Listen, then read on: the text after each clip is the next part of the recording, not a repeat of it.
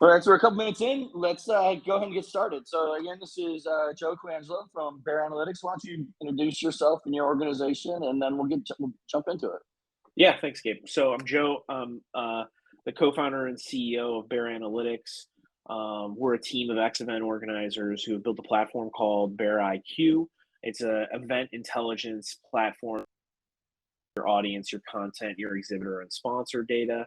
We present that information forward to event organizers, brands, and agencies so that they can have better events, whether that's engagement, revenue, or just more of the right people. Absolutely. Happy to have you here and talk to you about data and how we can help our shared clients and customers use that to make more intelligent choices and decisions. And like we were talking about, return to revenue. Yeah, that's right. Let's get into it. Yeah. So one of the things, I guess, one of my first questions actually was about, let's talk about hybrid and that return to in person, and kind of what's your guys' journey been from? I know, so you were around before COVID. You guys have been thinking about event data since before COVID, and then we had to go virtual, which in some ways was actually really an amazing opportunity because so much all of a sudden tracking and collecting data became kind of really easy. Before it was like RFID and who do I have, and I've got surveys and all kinds of stuff. But I was really having to pull from a lot of sources. Then we moved to a platform like Juno, where man, I've got like literally millions of activities that get tracked over like a large 4-day event. Kind of talk about that. Like what was important in physical, what was important in virtual, and then now how do we overlay those two together when we're in that hybrid space? Kind of like, and like, I guess the question is, what is the data that's important? So you're starting right off the bat with the big one, right? You're coming out swinging. Yes. All right. So, so I'll give you a bit of a background. You're right. We've been around almost 9 years, and the first kind of 7 years was strictly, pre-pandemic was strictly live event focused, and not just live event focused, but the very largest events, trade shows, conferences. And the reason for that, as you alluded to, is you needed really to have a data volume to be able to do, the sophisticated kind of predictive persona building and move the needle. So there needed to be that kind of baseline amount of information. In other words, you couldn't just take a 500 or a 600 person event and make apples and oranges out of it and then move the needle on it.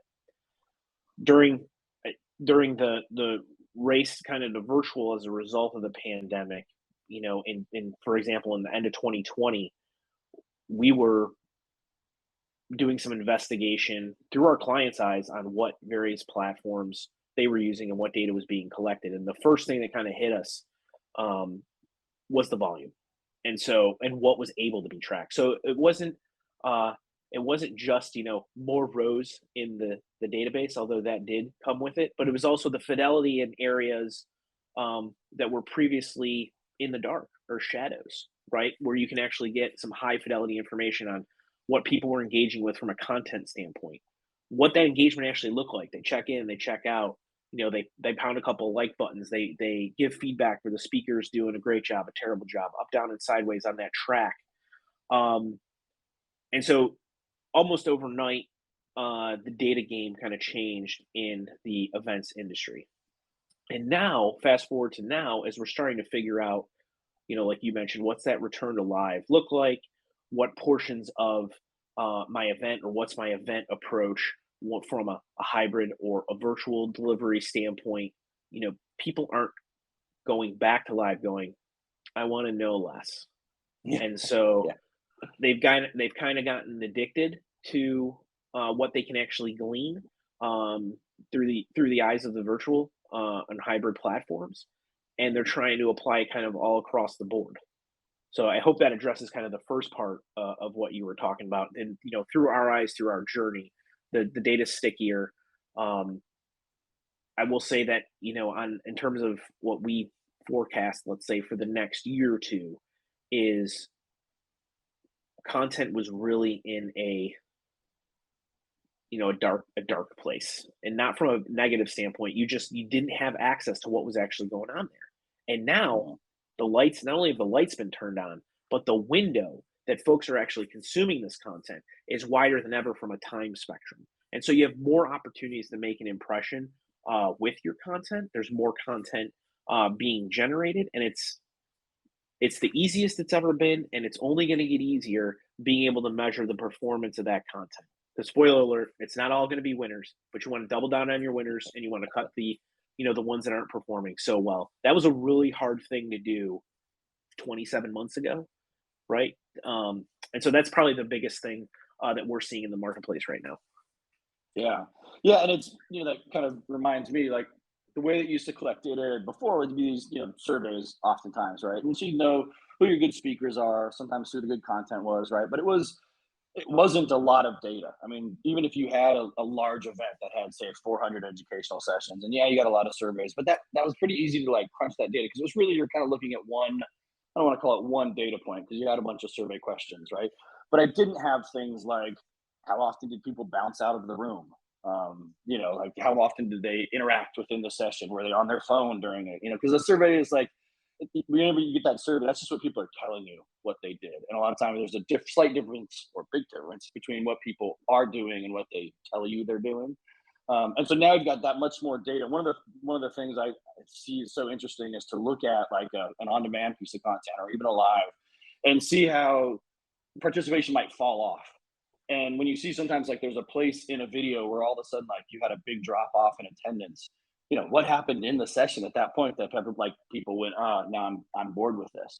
And to get that kind of level of minute detail about a session and its performance and like where it's good or bad and what can be gleaned from that, what you can learn from that, is just like that.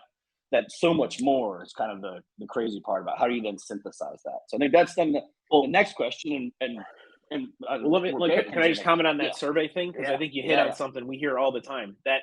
So like surveys were like the dominant form of measurement in events for like 60 or 70 years. And the reality was it was a pretty good mousetrap in absence of nothing.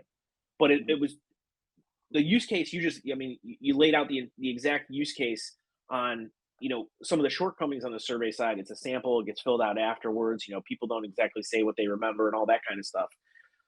It's really strong on the qualitative side, but it kind of immediately falls off when you start to try to get into the transactional data, which we're now seeing is just like massively more informative in completely different ways. Um, and it's being tracked for everybody. So it's the population, it's the transaction. I think then what you're going to also see is people's survey quotient is going to go up because now they're not going to go, did you go to this session? How long did you stay for? I know that to the microsecond. What I'm going to ask you is, what were three key learnings that you took out of this session? Things that we can't get to in the transactional information. And so I Mhm. do expect there to be kind of a rebalancing where surveys actually get better as a result of this massive jump in transactional data improving, if that makes sense. Totally. Yeah, and that's always such a great thing. Like as a customer, I mean, I know this comes up in associations a lot. Is like, I'm a member. You know me. Don't ask me questions that you should already know about me. And so I Yeah. think that's what's so great, right? Like now with the data that we're collecting on a hybrid platform, I don't have to. You don't have to ask what session did you go to. Like I already know that, right? And so I don't have to ask all these kind of dumb questions. I can really get into that meat of like, how did this session make you feel? How did that, those much more qualitative things than that quantitative. I think that's a really interesting way to have the surveys be more useful and more likely to get filled out, shorter, more to the point what you're trying to get. Because I can then overlay that data with all of the stuff that we're just tracking coming kind of out of the fire hose. Yeah. And I And that think, so go go ahead. ahead. Well, that's what I was going to say. I mean, so that once I've got that, like how then this is where Bear comes in, right? I've got this fire hose of data before I could take a survey and I could, I could crunch those numbers in a spreadsheet pretty easily. Like it's pretty easy to aggregate and get some analytics out of that. We've got so much more data now. Kind of walk us through how do I do that? How do I take that data and aggregate it and get analytics and get something actionable for users that is not overwhelming because millions of rows of data is overwhelming when you just look at it at that bottom up level. Yeah. So at a fundamental level, it comes to like pattern recognition, right? And some of those things are very simple. Like I just want to aggregate things on a track by track basis. I want to know what my best performing, and we'll assume performance here is being measured by, unique individuals attending, but it can also be now total dwell time, total dwell hours, average dwell per session. I think if we're talking about association event organizers, these are questions that come very naturally. This isn't we don't with our clientele, we and our user base, and from day one, we've never been the smartest people in the room asking the questions. We're in the answer enablement business.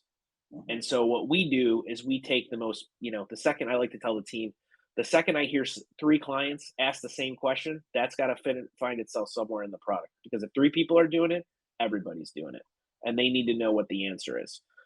So being able to distill down, because to your point, if there's a ton more information, so if we're 5x and 10x in the data load compared to your average kind of live event, um, you know, 2 years ago, 3 years ago, how do you make it feel easier, more straightforward, more informative? Well, you got to distill down into the metrics, um, the analytics, and the insights that people are actually looking for. And in some instances too, they want to be guided by their peers. So if the first Yeah. three folks are asking the same question, then the fourth one goes, "Oh, I actually want to know. I want to know what those first three are asking." Yeah. Yeah, I was gonna. I mean, that's another one that I see a lot. And I actually, a friend of mine works in one of the big four consulting firms doing, analytics. And we were joking one day at the gym about customers that come and they say like, "We want analytics." You're like, "Great. What do you want to measure? What questions do you want to answer?" And they're like, "We just want analytics. What does everyone else? What's everyone else doing?" So I think we see that a lot in where people there's a sense you have some clients that I think are asking questions and they're looking for how do I get answers to those questions, right? How do I have the question already? I want to know how to answer that question. And then there's some, and I think this is what's so useful about using somebody like you guys, like Bear, where you're bringing that here is what the rest of your cohorts are doing, right? So the other questions that are getting asked are this, we can present you those so that you can see that same thing. And I think that's such an interesting one because it helps people. This is what we're talking about kind of before we started here was, like getting in that it's a journey, right? You don't just flip a switch and turn on analytics and all of a sudden your business is doing 50% better because I've got analytics feeding into it, right? There's I got to start with something, looking at numbers, and that phrase I love is data curiosity, right? Start to get like, I wonder, what questions could I ask that I was afraid to ask because it was too hard to get the data. Well, now I've got data, so I can start asking questions and I can start coming up with what is it that I'm trying to answer and what will the data help tell me that. But a lot of times, starting for a lot of companies, starting that is scary. If I don't even know what to ask because I don't have the data and I just I don't work that way. I don't. Well, It doesn't work that way yet. I'll tell you where a lot of people get lost. It's just trying to wrangle it. So, like, what are all my data, kind of sources? Trying to put it in a format that they can do. So it's everything before they actually ask questions. And sometimes, there's a little bit of a paralysis on, well, if we're going to ask questions on, let's say we're looking at, we'll go back to content performance, and the marketing team's going, well, I want to look at, marketing performance. The sales team's going, well, I want to look at sales performance. So we're not going to do anything unless we can do everything. And in that case, you're letting perfection, be the enemy Yeah, of progress. And yeah, so, and then not to say you can't take that approach, because there's absolutely groups that do. But what we've seen is there's kind of a two-phased approach when you talk about getting into the analytics phase. The first one is what I'll call kind of the speedometer. I'm looking at a dashboard because I want to know how fast the car's going. And this is just basic stuff: number of attendees, revenue, total program hours, so on and so forth. But where we really try to differentiate ourselves and where we find that our clients leave the happiest is when you start talking about, now I want to make the car go faster, not how fast am I going, because that hmm only lasts so long. That's charts and pretty graphs. But how do I make the car go faster? And so faster in this case might be more the right people to attend. It might be, I have those 400 sessions that you referenced earlier. The amount of time that my team, committees, et cetera, have had to put into creating those is enormous. How do I do a better job of engineering that the following year? And then, by the way, how do I market to folks with sessions they're more likely to get pumped about attending, so they're not going through some kind of doom scroll through those 400 to figure out where they fit, or some basic keyword all CEOs should go to session 4? I mean, that's yeah, the people aren't getting that experience in their personal lives and e-commerce and content. They're not looking for it anywhere anymore. That's kind yeah, of, early 2000s stuff. Let's move on. yeah. Yeah, and that's I mean, man, that's really near and dear to me because I think there's so much where again, you have a large event with 400 educational sessions, and I still see a lot where they're like, great, here's a schedule. Go dig through that list and find what you guys want to see based on doom scrolling through a schedule. And what a yeah, that works. Same way that you used to be able to find something in the yellow pages of a phone book, right? I could just look through something and get to what I wanted, but we're so used to having what what we want put in front of us now. And so I think that's and that's I love on our side, on the Juno side, to be able to use our AI to put that in front of people on the front end. One of the ones I know on the back end, looking at Bear, that was just such a like light bulb moment for me was this kind of heat map, like matrix about here's the session topics, and then here's what the topics that people said they were interested in, and like and which people kind of how that lined up. And some people were like, we're really interested in legislative issues, and those people didn't actually go to that many legislative issues ones, and said they went to diversity, topics or something like that. And like, there's something interesting there. There's always, like I said, that there's what people say they're interested in, and then what they're interested in. But then also just seeing those kind of adjacencies of maybe they go to legislative too, but those people are also really interested in diversity. So what a great like it's you just like it's a marketing campaign that just writes itself. Yeah, and I think so. I mean, if we're gonna open up the marketing can, you did it, so I'll follow through. Let's do it. Um, there's not a whole lot of folks right now who go, my team is bigger, and by that I mean I don't know any of them. My team is bigger than it was 24 months ago. Our budget was bigger than it was 24 months ago, and we have a larger window where people are responding to our marketing. So those are three massive constraints. Most of the time when folks are like, I'm tasked with doing more with less, it ends up being like, okay, maybe we're just talking about the financials on the budget side. But now we know that registration and attendee acquisition windows are narrower than ever. So you have to hit more of the right people in a tinier window, right? So I mean, put the blindfold on the person, kind of pulling the bow and arrow back, but ask them to make a better shot. I don't know how you do that without having some kind of data superpower, frankly. No, I'm not a marketer, right? And I'm sure there's some really smart eggs out there that have been able to kind of like crack this nut. But personally, I'd rather have the analytics wind at my back to get some of that done because it does help you reach people with a more meaningful message that will improve conversions. And we're seeing that on our side. Yeah, yeah. What this is a I have this question like right, this is an interesting one. We'll see where this goes. What are some things to avoid with data? I mean, what are things like you get all this data in front of you and then you go, great, I have this analytic superpower. What are some mistakes to make that people should avoid? Doing nothing with it is probably do nothing is still like the biggest mistake. So if we're playing Family Feud, that's like number one, like 89 respondents right there. Love it. So you put all this time and effort in, and it doesn't become part of the culture. So I'll give you an example. When I was on the event organizer side, so didn't have Bear yet, was a person sitting in the room for an organization that put on about 11 or 12 kind of international events with one big flagship event a year. And my boss would start every one of our kind of roundtable meetings, which were once a week, cross-functional across departments. Sales is there, sponsorships there, marketing's there, operations is there, and we're banging through everything for the because you're always kind of planning for 2 or 3 events at a time. Mm. And the first thing we always started with, hour and a half meeting, we're not covering it for an hour. We're covering it for 5, maybe 10 minutes. Here are the numbers.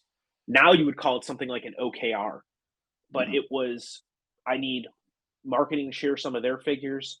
I need ops to share some of their figures. And we just went through it. And you had 4 or 5 departments, and I'm not kidding, a minute per department. And what that does is it does a couple of things. One, it gets people used to the fact that our decisions that we're making today are going to be manifested in this room in 2 or 3 weeks from now. And then you apply a trend analysis to it. And all of a sudden you're like, yep, that worked. No, that didn't work. And that's called getting smarter. And unfortunately, as simple as that is, it's really hard to do because the Mhm. number one answer is do nothing. That's probably. I mean, that's the greatest piece of advice I think I've heard so far. It might be the takeaway from this because it's it's so hard to change that culture, right? You get this great dashboard in place, and then you just keep making decisions the same old way with your gut, which is, I believe in our guts too, right? Like we're all got big supercomputers in our brains that process a lot of data. But there's so much time. There's so many times that like what we assume we might have, we don't necessarily have all the best inputs, right? So we can process a lot of data. We can make a lot of great connections in our own heads, but a lot of times we think we know what our customers are doing and what they're thinking, and then you go look at the data and you're like, oh, that's not that's not it at all, or it's not exactly what it is. And so to get that discipline of looking at the data, because I've done so many system implementations throughout my career, and I've done these where we deploy it, and then you're like, great, so did you guys look at it? And it's like, no, we don't look at it. So it didn't become part of the culture. So I love that as a way to kind of reinforce that and make that something that's people have to look at that. That's And great advice. it's a muscle you got to flex. And it's absolutely a muscle that you have to flex, right? Otherwise it's going to feel like your leg fell asleep and you're like, just shake it off a little bit. But you bring up another important, and just the last thing you said there, Gabe, reminded me of something that's also, I think, equally important. Oftentimes people look for data analytics, whatever you want to call it, as it's got to be a change agent, because that's the story you hear when we do webinars with our clients. We don't get up there and go, tell me what is exactly the same. No, they naturally gravitate towards, because of the data I did this differently and it worked. But what the story you don't hear is the other 80%, which is, we thought this was going to be true and it was, but now we know the magnitude, now we know the timing. And so that reaffirmation of, the data validated our assumptions, there are things we're doing well. Unfortunately, that's an unsexy story. That doesn't make that doesn't make the webinar, it doesn't make the press release and all that other stuff. But the reality is, it does say we are aligned as a team. Our resources that we're allocating in certain areas are actually working. For marketers, I would say that's the thing that they're secretly the most excited about, because they're always looking for the what's working so I can attack what maybe isn't, or things that I want to test and try. But it never gets surfaced in forums like this, unfortunately. Yeah, yeah, you're right. It's not sexy, but like if you weren't already doing 50 to 80% of your job correctly, we wouldn't be here, right? Like if you were just dead Exactly. wrong, yeah. Analysts came in and said, do a complete 180. Everything you're doing is wrong. Boy, you're somehow it's amazing you were getting paid at all, right? But yeah, so like yeah, it's not going to tell you that to do something. It's not tell you to do a 180-degree pivot. It's how to get that last. Yeah, depending on where you are, but last somewhere 20%, something like that is an improvement. Yeah, if you look at It's not going to be those 100%. 400 sessions, you didn't pick the 400 worst sessions for your industry or marketplace. Of course, where some of this stuff should go, right? But Yeah, like, yeah, what's your bottom 100? Is there a drop off? Like, maybe there's a cut at, you know, session 28, for example, and down to session 1, where yeah. we really saw a severe drop off. Did we see a cluster of 3 or 4 of those in the same track? You mentioned, like, what sessions are people going towards. One of my favorite ways to look at the data is looking at a market basket analysis. So I want to know what tracks people are participating in, but what sessions or what tracks are they going to with the most prevalence? So frequency, because again, this is a common, question that event organizers have of, do we have the right tracks? A lot of industries have moved in very different ways in the last 2 years. I'm willing to bet there's a ton of this discussion going on internal. Do we have the right strategy for our content going forward? And your audience is basically telling you that. So look at the data. Pretend you're an e-commerce company. Look at what people are buying. Hmm. Yeah, yeah. What people attend is what they're buying, right? They're voting with their That's right. feet if it's in person, Instead of or their it being mouse. it being dollars, the currency here is time. That's right. Yeah. Yeah, yeah, yeah. How do you talk a little bit like how, as we go to hybrid, and we're back to collecting data, how do you see that overlay, and how is Bear attacking that? How am I feeding additional data into the data lake, and how what kind of what's the strategy for merging those things and overlaying that data? Yeah. So first and foremost, like, you have to be agnostic to the type of data that's coming in. So I would say, we were, if I'm looking back kind of like 3 or 4 years ago, we would have been much more snotty. right? We would have said, oh, this data doesn't really have a place because we're only dealing with, large events that generally have the same kind of pain points. Now you're seeing people deploy, hybrid in, you know, you hear this all the time, like, what's the definition? Well, I don't think that's been determined yet, other than there's Yeah. just like more stuff going on in kind of a longer time period. Some folks are booting up content before, go on site, content afterwards. Some are doing simulcast and all that stuff at the Oh, same time. And oh, there's, probably 30 derivations in between. But our approach is kind of data first. So, where's the data being collected? Make sure you're collecting the right information, and then distill it down into our four main pillars are people, content, organizations, or companies. And then the fourth one is general performance trending. And so everything needs to be drilled down into those buckets. And we try to avoid, I'll just say, we try to avoid vanity metrics as much as possible, or only surfacing vanity metrics, again, because that's kind of speedometer, that's not accelerator focused. And we do like to see folks, grow the engagement, revenue, et cetera, with their shows and events. wait, explain that vanity metrics. I'm kind of curious by that title. What do you mean by that? Yeah, so I mean, if we're just talking about, things like, hey, total impressions, total page views, not that that Gotcha. is not informative or meaningful. We just don't put that stuff front and center, and it's not the only thing that we show. So if your formula, for example, for a metric is just a count, and the page is just littered with counts, that wouldn't exactly work for us. Yeah. Put it that way. Yeah, and we were talking about that a little bit before. Like, so kind of let's talk people through that, like metrics to insights, right? And I think Yeah, yeah, I mean, it's such a great one. Like page views is such an obvious sense because that was like how web analytics started, was how many people visited the page, and you're like, I mean, that's going to tell me something, and it does. It gives you like a very base, just sort of like activity kind of count. yeah, it's But it better is than it's nothing. Yeah, better than yeah, it's better. It's better than I don't know. But sure. also once I know you had 2.2 like million page views, but that'd be great, right? That's a lot. Um, so like it's a so what though, right? So that's I kind of like I look at metrics as they're just numbers, but they don't tell you anything, right? You learn something from them, but they don't tell you kind of what to do next. So kind of talk us through that, like metrics, analytics, insights, like just to kind of walk people through that, help our audience understand like what the difference is, and really how we're trying to get to where we're trying to get to with that insights at the end, more than just like a dashboard with you had this many views and whatever they came from these countries or whatever. Sure, sure. So a metric is effectively just a stat or a number. So in this case, if we're talking about a vanity metric, it could be something like page views. If there's, it could also be something that we've seen is a little bit more valuable. For example, like individual um, loyalty scores over a series of events, right? So effectively, who are your most retained customers? Both metrics, varying degrees of utility. I'll argue. Maybe some think it's they're the same, but in a vacuum,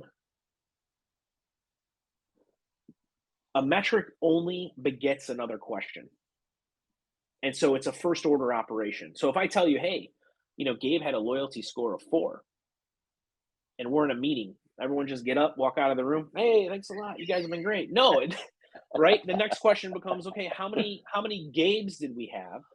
How many people dropped off after year 3?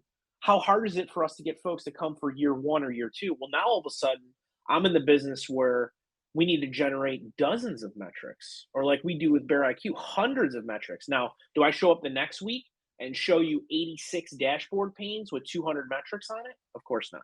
That's where it then gets distilled down into, the analysis or the analytics. And so that's where you're putting things in actual context. You're assuming, and I say assuming because you can't know for everybody, but the reality is we do have a good idea of what question 1, what is the resulting kind of question 2 or 3, and then we put that into a user experience, content, context, year over year trending.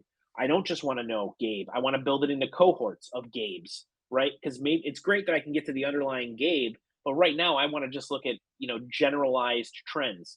Can I change the date setting so I can look quarter versus quarter, year over year, things like that. And then ultimately, the third stop when you on this, rail line needs to be what we call insights, which I think folks kind of use a lot in the ether, but that's the enabling exercise. So that's where I've learned something. Now I'm going to do something because of it. And as I mentioned earlier, it might just be I'm going to continue to do the same thing because I'm seeing the result I want. Yeah. But if Yeah. it's a result that I don't want, it's how do I then change some type of marketing, content, sales behavior to change what my analytics look like.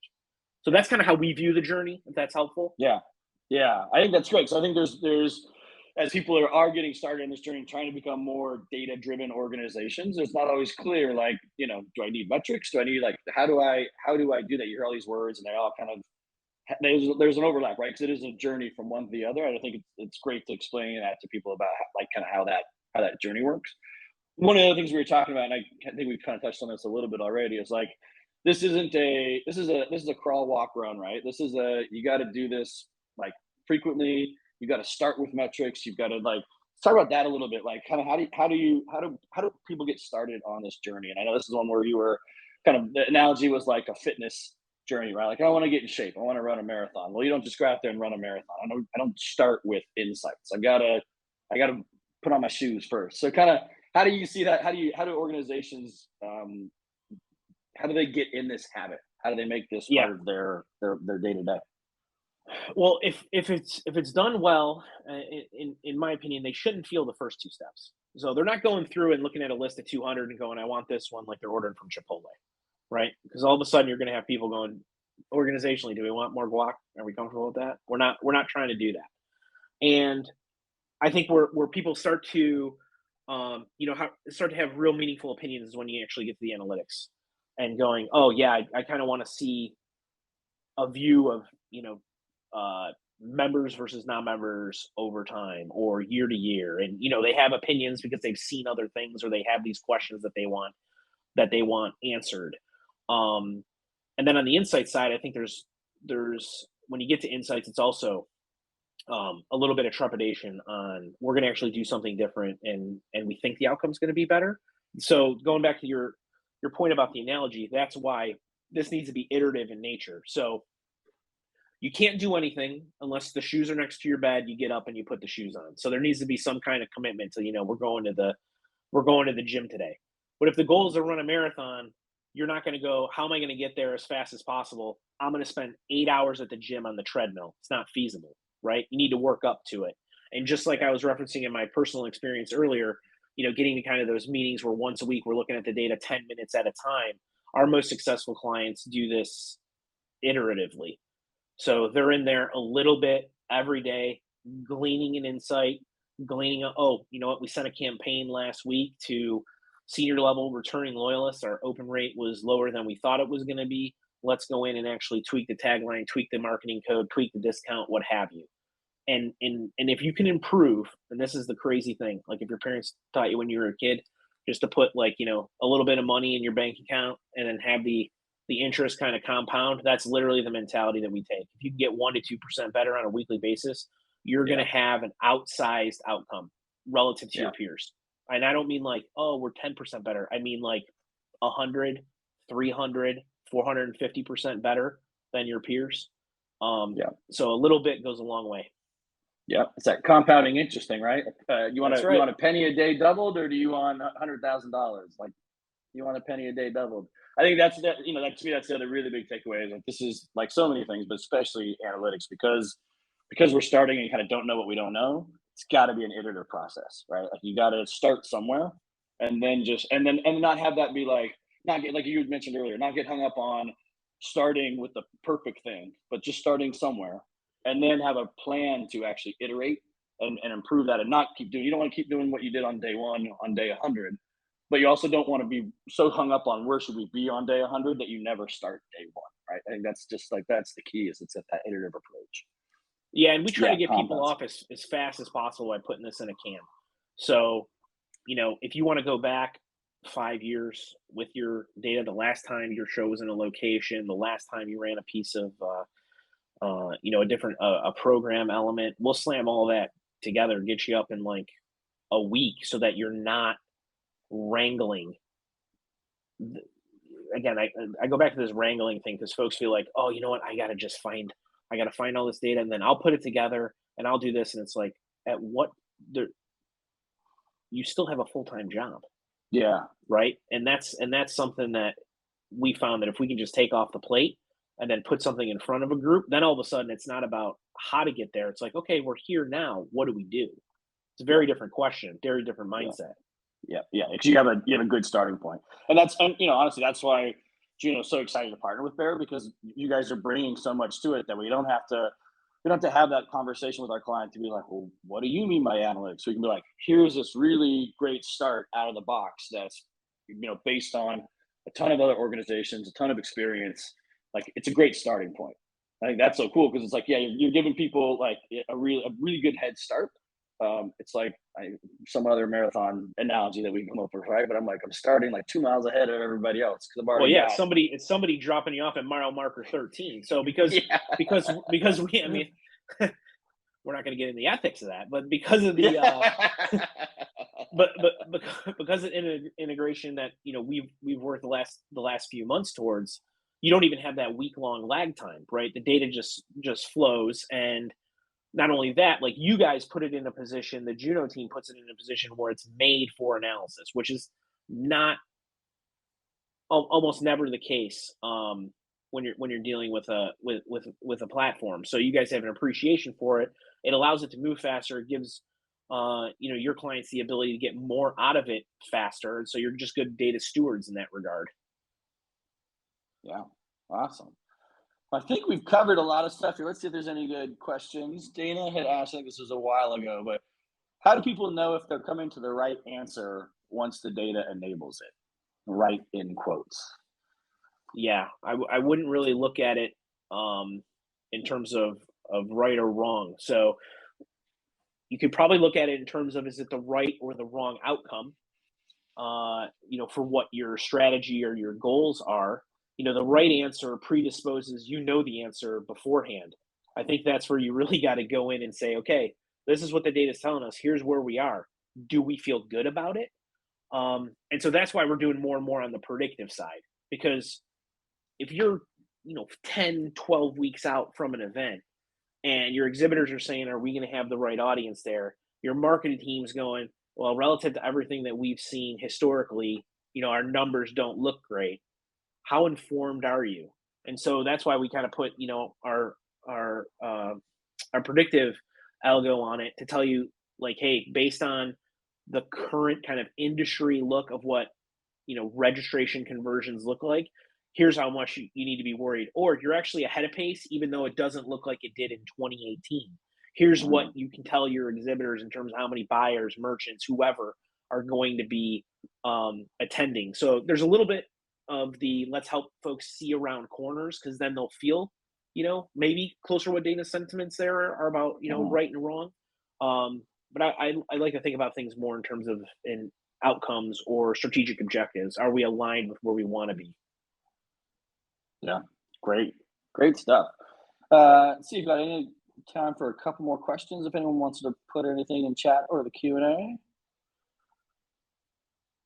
Yeah, keep them coming. Love the live questions. Yeah.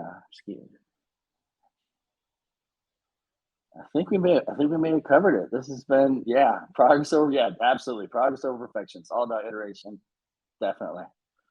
Joe, this has been really fun talking to you. You've had a bunch of just like kind of light bulb moments, and like, oh, I gotta write that down. These are good takeaways. I got a bunch of takeaways out of today. So this has been a lot of fun. Appreciate it. Yeah, appreciate your time. Thanks Yeah, this again. was awesome. Thanks, guys. All right.